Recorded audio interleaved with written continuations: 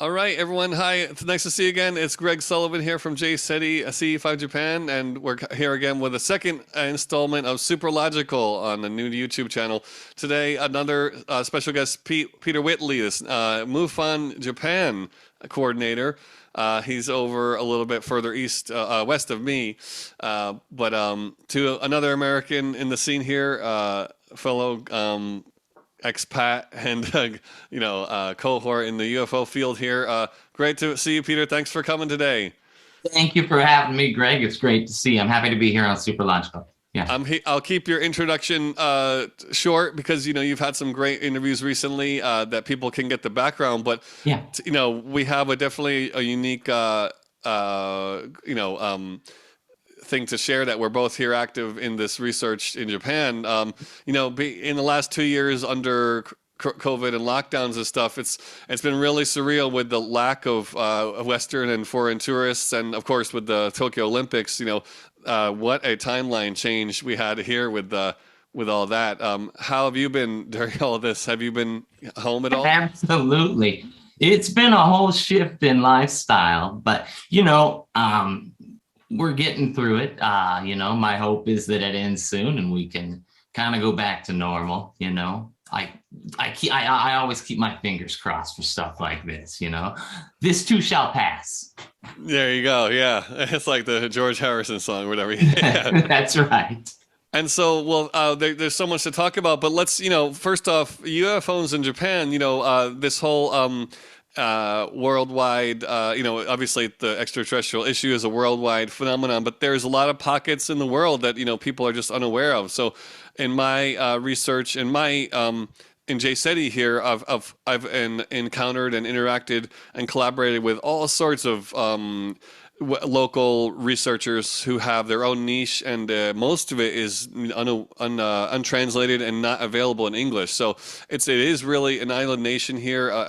The isolation factor because the language barrier is super intense, but there's a ton of stuff to talk about. I mean, how like when you first I know you filled out your experiencer form with MUFON, and you had your own experience, which we'll get to in a minute. But as far as MUFON Japan goes, how was your prep for that, and what were some of your first impressions as a Westerner living in Japan, looking at the phenomena here? Yeah, you know what? After I filled out that experiencer questionnaire and they asked me to join MUFON and represent them here, I just kind of went back into the archives and see what I could find. What's the history of UFOs here in Japan? And there are a lot of parallels to back home. We're both Americans. But one of the things that intrigued me is that years back, the George Adamski stuff really took off here, the contactee phenomenon. Also these days, like what you do with jseti.org and that kind of thing, I really particularly like the Japanese focus on contact, on a contact of some sort of contact modalities. Once I saw that was real prevalent here in Japan, I hopped on board. I was like, this is my thing, because that's my main area of interest is, contact modalities. Hey, I love looking at videos, trying to figure out how fast something's flying in the sky. Is it a balloon? What is it? But to me, the real heart of the matter is, contact, those kind of things. Absolutely. Yeah, you're right.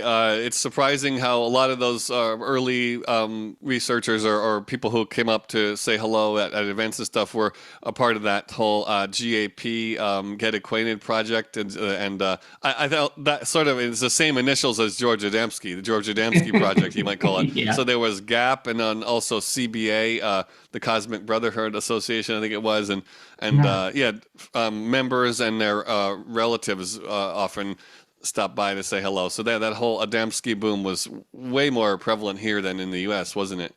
Yeah, it absolutely was. Another thing about Japan is I think actually, in my experience, and maybe I'd like to hear your opinion on this too. In my experience, Japanese people in general are pretty open to the concept of UFOs.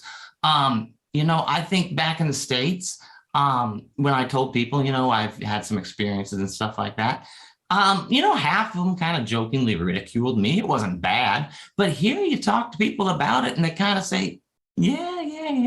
I can see it happening. I think, to me, that's my experience. Have you seen that too?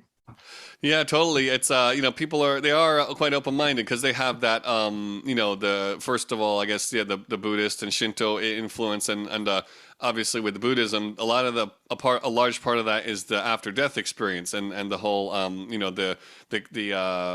administration of souls, so to speak, when loved ones pass, and so that's a lot more of an actual kind of shamanic or actual detailed process here in the East. Yeah, so when it comes to those kind of strange phenomenon, I think a lot of people are open to, those sort of interactions with the unseen for sure, right? Absolutely. I love the focus on the spiritual here. It's much different than it is in the West. It's not oppressive for one. It's something people use for good. I don't want to disparage my fellow Americans or different religions around the world, but I do think the role that spirituality plays here in Japan is really a positive thing. Yeah, yeah, and also, the whole cultural thing with the, not, people don't like, they like to avoid debating about religion and politics. So those topics are kind of avoided in conversation anyway. So, and also open confrontation is avoided. So that makes it at least people will hear you out, and if they are strongly adverse to it, they won't actually say it to your face, which it could be taken in both ways, but at least they'll hear you out. So. Yeah, that's been a really Absolutely. that's been a really great thing to experience. What about when you encountered like other researchers here? We spoke the other day about that a bit. We had kind of some initial impressions that were the same. What kind did you go to the bookstore when you said look at the archives? Were you looking at the in libraries as well, or? No, I went online and I dug up, old UFO newsletters from some of the groups you mentioned, the Adamski groups and stuff, and went back. I wanted to really see the history of UFOs in Japan, and it is a little different, but that's basically the kind of research I did, and then followed up here with some more recent reports, et cetera, et cetera. Yeah. And so had MUFON had eyewitness encounters like coming from Japan at any point in their history? Yes.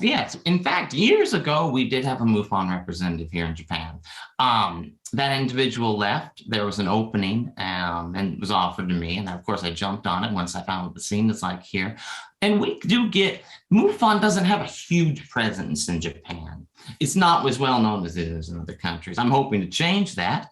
But we do get reports. I would say half of our reports are from Japanese people. Half of our reports are from either tourists or military members.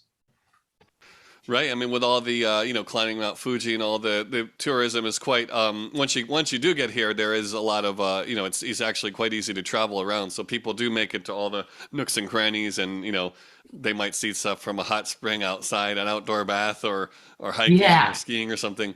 Contrary to popular belief, Japan isn't just one big, huge, crowded city. Like, we both live in some big, huge, crowded cities, but it's relatively easy to get outside and see clear skies on a starry night and look for stuff, and the tourism, that's what people do. It's a big thing here, going out in nature, looking around. For sure, for sure. Yeah, I agree. Well, look at this. Here's my next question is a real key one, and I get this here and there from obviously Japanese people and readers and stuff. And why were you inspired to do this? Or actually, why are here's two of us, and then we have a mutual friend Mark and Tokyo ET Contractor. Why are there three current research agencies all headed by gaijin Americans? Non-Japanese. It's a strange. What's your take on that? That's an interesting question. Boy, I think in my opinion, I think that Westerners sometimes have a passion for drawing things out of a certain culture, right? Now, like you and I came to Japan, and there's a myriad of new things here in this culture. But we both have had a mutual interest in UFOs, right? Mark does as well. And I think all three of us at just various points in time, we dug into it. We just put our hooks in there, dug into it, right? And it's interesting. It's fascinating to me. You know, we know a lot about UFOs back home, but there's so much hidden knowledge here. And I think in that respect, the three of us are all trying to bring that knowledge to the foreground. Let the world know, you know, what's going on here. I think this is the result of it. You know, you've got yourself, me, myself, and Mark. Yeah. I also, on not to say that's definitely for sure our perspective. But how about there was the thing we talked about with the Japanese, like, you know, there is a reason there are people, there are a lot of avid researchers or experiencers here, but they do feel a stigma. You know, did you mentioned you had a little bit of experience with that, like as well. What's about on your take? Like people who may be interested to put their name out there, but then they feel like the social pressure, the family pressure, and they don't. Absolutely, absolutely. I mean, that's just a part of Japan's culture, for good and for bad. There is that societal pressure. When I get contacts from Japan, one of the things they often ask me is like, is there a resource group for this? Because there really isn't in Japan, you know, other than the stuff you and I and Mark are doing, right? There is a social stigma attached to it. And because of that, you know, there aren't that many groups here. And I think what you and I and Mark are doing hopefully can spark more. And I'd love to see native Japanese people rise up here. And, you know, maybe we can subtly influence people here in Japan, like, hey, it's okay. Like we're three crazy foreigners, you know, and we're out there putting our faces out there, you know, talking about UFOs. If we can do it, you can too, right? Exactly. Yeah. It is sort of like that. That's sort of like I feel like the ETs in a way sort of orchestrate that, where they use people's skills, and in our particular case, it was easy. You know, we're kind of like you know, like cartoon characters here anyway. Just, you know, so it's just throw a UFO research on top of that, and then no one's going to notice. So it's Absolutely. very efficient in a way, and people have recognized that. You know, they understand. They call you like the walking signpost or the walking PR man, and you know. So anyway, yeah. So I've had a lot of benefit from that, and it's also to help the exposure get out. But yeah, it'd be great for more people to come out and come online with their experience. It's different for the spiritual, but I think it's more for the males. Like they with their career and everything. You know, they wouldn't. There's a fine line between doing it as a hobby, as a fan or a supporter of some other group, but then to actually become the leader. You know, I've heard of instances of definitely like interference and trouble. You know, people run into trouble. In all different regards as well. So it's sort of a taboo thing when you get really full time with it. That's a great point. Actually, as foreigners, I think we are given a little bit of leeway, right? You know, in the business space, you know, in social circles, we're given a little bit of leeway to have these ideas that might otherwise seem outlandish and might otherwise get, you know, you know, someone at their job might get frowned upon. You know, we're given a little bit of leeway in that. So we're lucky. That's just a part of the culture. It helps deflect that, you know, any Yes. rollback or Yeah. attack, you know, Yeah. Yeah, aggression. they look at me with my shaved head, my goatee, and they already think this guy's probably got some crazy ideas. And so it's not a huge shock to them when I come out and tell them my beliefs in UFOs, extraterrestrials, and such. Yeah, yeah, for sure. Yeah, I mean, and then there's of course the whole, you know, with that ties right into the, you know, let's just let people in the West should be aware that there's nothing. It's not that there's nothing here. Actually, there's a very large entertainment industry, and the topic unfortunately has been the brunt of, you know, a lot of jokes and you know, a lot of kind of comic style publications, and of course the manga and everything. So in my experience, unfortunately, a lot of that is like heavy big time disinformation, and a lot of these people are very suspicious.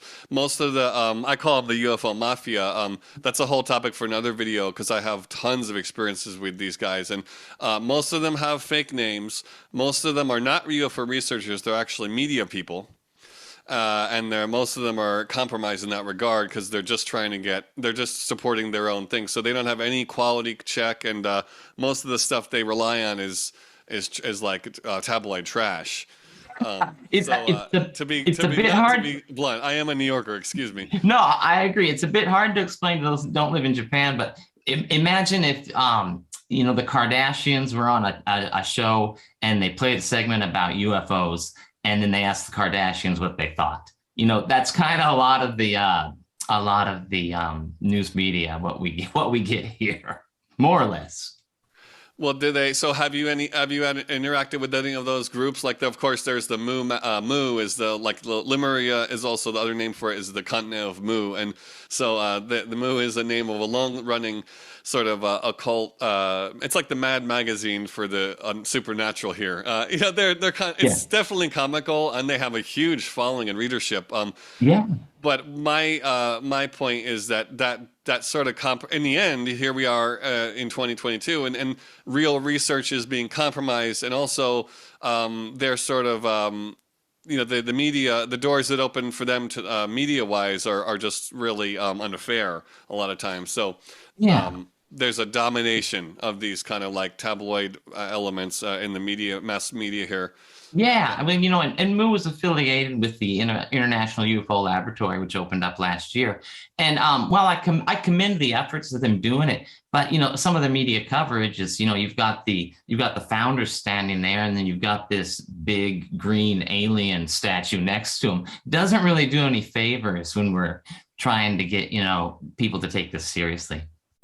Well, let's get right on. Let's get this out on the record that Fukushima UFO Research Center was basically a PR stunt for Mu and their goods, because Mu has a goods shop at their offices, and it's basically just it's a Michino Eki, which is like a information highway stop, like a service area in the town, and unfortunately, a lot of the myths about the UFO hotspot. Vice just did a video there. They wouldn't give us the time of day for years. And so here they come, and they finally do a video about UFOs in Japan, and it's about this, it's about a place that was basically a PR stunt to sell books and goods for Mu. I actually souvenir shop off the highway, more or less. It's like a shop in Roswell. It's a Roswell tourist trap. I'm going to be going there actually in April. Believe it or not, because I've been asked by someone. You can't avoid these people. So I've been asked by a film director who wants us to do a contact in the area as a thing. So I'm going to go there. I never comment or disparage unless I've met someone or experienced something. But what I do know for sure is that once you have Mu involved with the guys in the Men in Black suits, it doesn't do a lot for. The dark sunglasses. Yeah, I think wear probably necessary. That's another thing. They all wear the dark sunglasses. The look, yeah. So anyway, it's I don't think the fact that people might have seen that or those articles were misleading. So I'm waiting for your chance on the New York Times next year, Pete. I hope so. I hope I get my shot to give my perspective. Well, awesome. So let's go into your your experience a bit here in the back half. You've had quite some. You had what you might call a direct experience and several encounters where I know you're dabbling with out of OBEs lately in the astral projection. The experience of meeting beings face to face, interacting with them, and maybe even being on a ship or whatever. It can be astral and some levels of, and physical and others. What do you think? Like the whole with MUFON, with there's the abductees, the experiencers, and contactees. What do these three kind of genres mean to you these days? Yeah, so I think MUFON has a great stance on this, and I'm a part of the MUFON Experiencer Resource Team, and we purposefully try to avoid categorizing people who come in contact with non-human intelligence. We purposefully try to avoid putting them into those categories. Unfortunately, terms like alien abduction get thrown around all the time, or contactees get thrown around. There's a wide variety, a wide range of experiences, massively different contact modalities, ways to get there. So yeah, I think MUFON does a great job of that, especially with the MUFON Experience or Resource team. Yeah. And so how was your experience, by the way? Did that start once you once after you filled the form out, or was that an earlier thing? If you just want to give us a thumbnail of your kind of more close encounters. Yeah, much, much earlier. I was taken in the night when I was 17 by a couple of small grays consciously. About 6 months later, I was on board a ship and saw a tall gray, inserted something in my ear. Now, you might call those, quote, abductions, in the sense that I didn't ask to be taken. However, even the day after that first experience, I knew it was benevolent. I never once it was frightening, you see something strange like that. It's scary, right? It's scary. But I intuitively knew the first day that it was benevolent. So I had a couple of contact experiences, when I was 17 and 18. About 6 years ago, my son was just about 1 year old, and we traveled back to America, staying at my parents' house for the holidays. And the two of us had a mutual experience. We were both taken up onto a ship. Yeah. And that experience wasn't frightening at all, perhaps due to the fact that I've been researching the phenomenon for a long time and I was more comfortable. But even my infant son had a grin on his face the whole time. It was really a trip. Yeah. Wow, that's quite a Christmas present, you might call it. Right? Just a visit from Santa that was, yes, I thought it was Santa, I guess. Yeah. Indeed. Yeah. And, last year I started a project where I began using astral projection, out-of-body experiences. And I have a history of using hypnosis. I've been into hypnosis for over 20 years. So that eventually led me to a popular course on out-of-body experiences. I went through the course. I thought it was good. It was a little slow, but it did make me realize, hey, this stuff's real. You can astrally project. I think my experience with the hypnotism assisted in making it relatively easy for me. So yeah, I went up on board ships 40 times last year. And that also cemented in my mind, I know that this is a benevolent experience. There was two-way communication during those experiences and so on and so forth. We actually referenced my earlier abductions once. Yeah. And so, yeah, I think, it's a gradual slope. It's scary for people at first. And we get a lot of people at MUFON at the ERT that are frightened, right? And our role, honestly, is to let them know, hey, listen, there's no need to be frightened. This happens to a lot of people. And it's actually been beneficial to a lot of people. Yeah, I mean, of course, there's certainly a lot of, record of the healing experiences and this sort of spiritual contact ongoing. That's amazing. Wow, 40. So I know some people are trying to get more involved with the combining astral projection with ET contact. So when you say, what kind of range of beings or races or ships did you encounter? I mean, Is that something that you controlled, or did you kind of project your intention out there and then they came?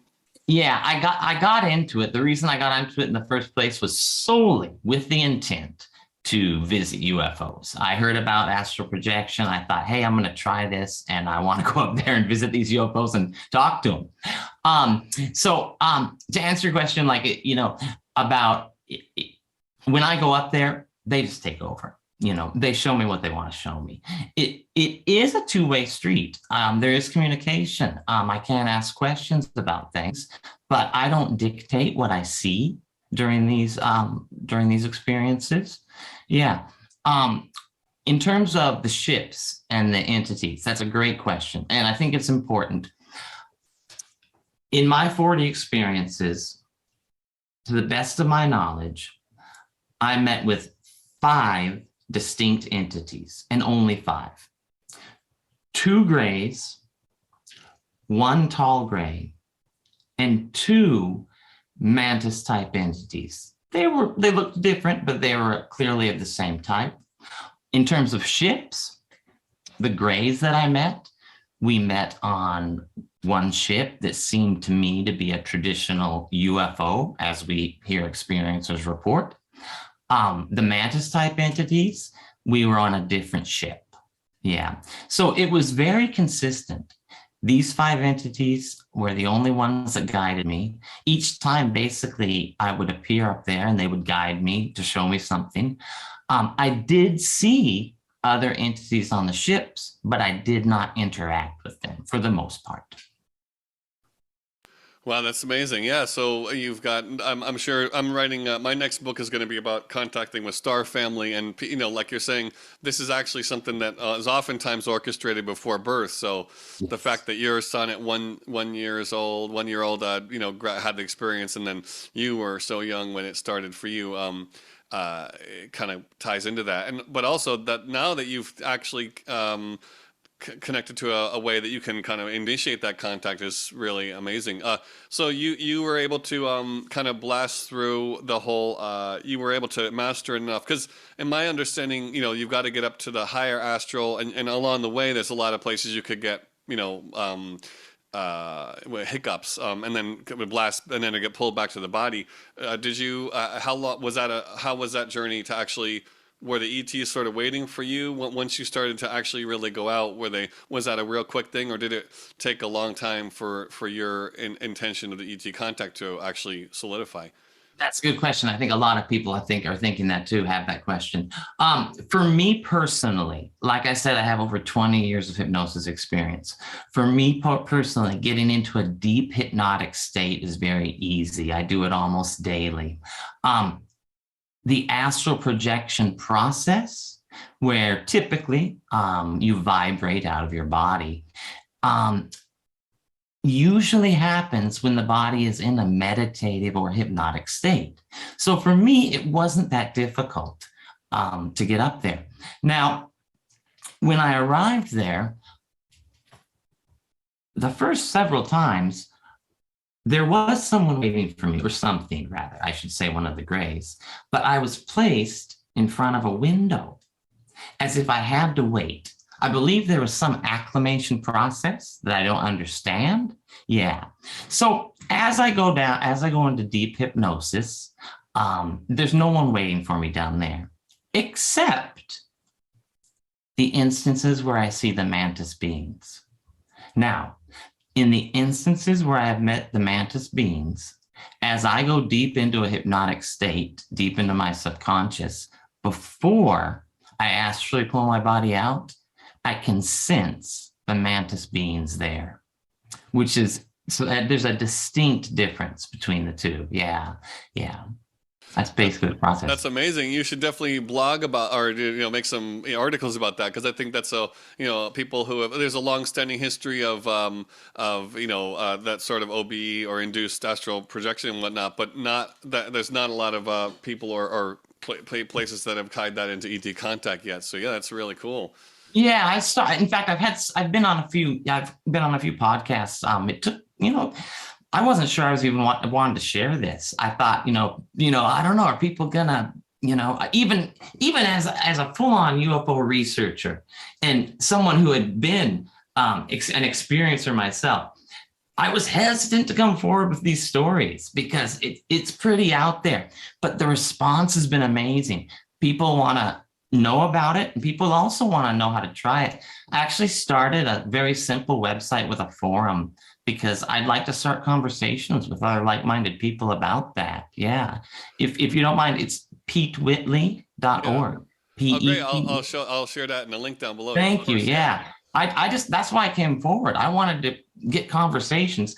And luckily, through all of this, I met you, I met Mark, I met, many people in the community, and found that I wasn't alone. There are some others. That's so great. Yeah, I agree. I also feel that for a lot of other spiritual modalities, like whether it be Reiki or healing or these kind of things, we're really at the edge of two tectonic plates in my mind, and so a lot of the kind of the CE-5 community or the zone we're talking about is sort of wedged between the very grounded scientific approach versus the extremely spiritual and world of the unseen energy work approach. And so I find that like what you're talking about is just a slight readjustment, an update or version OS upgrade to these older techniques. The base is there, but if once you know that the phenomena is real. And there's no other better way to have that than your own experience. Then you can then cross that, jump onto the next plate, which is a full, ET contact for real, and you've integrated that, as a valid place to revisit. That's I think where we're going. I call it spiritual 2.0, and since I've been in the sort of more new age spiritual community here for 10 years. I've been sort of how do you say, like the Trojan horse in a way, where I represent that next phase to a lot of people, and I'm saying, and a lot of people have. There's been two camps where there's the Orthodox people who are dug in, and they can't see the potential to take the next 10, 20, 50 years will hold for their modality. And then there's the people who are in there who don't have any strong commitment to the past, or, they actually have been having their experiences like you naturally.